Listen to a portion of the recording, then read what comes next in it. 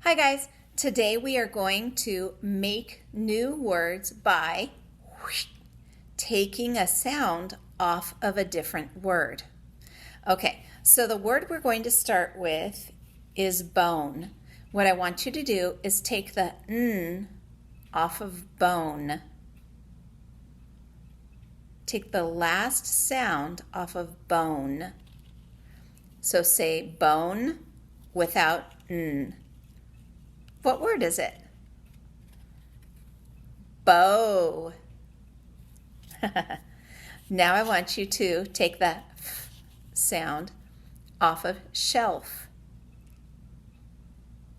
Say shelf without the last f sound. What word is shelf without f? The new word you made is shell. Okay, take the d sound off of card. Say card without the d. What word do you make when you say card without d? You get car.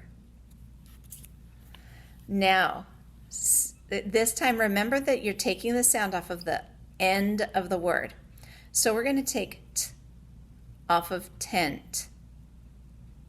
Say the word tent and stop before that last t sound. Tent. Don't say that t at the end.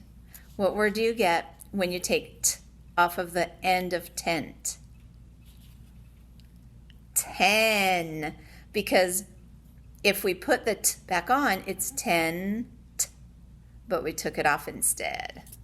Okay, now I want you to say hammer.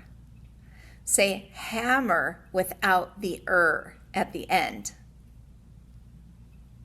What word do you get when you take off of hammer? Did you figure it out? It's just ham. Okay. Now I want you to take d off of seed. What word do you make when you take d off of seed? Say seed without d. Did you say see? And our last one, say bike without k. What's the word bike without the k sound? Did you get it? Bike without the k is just bye, bye, bye, bye, bye. Not bike, just bye. See you later. Bye.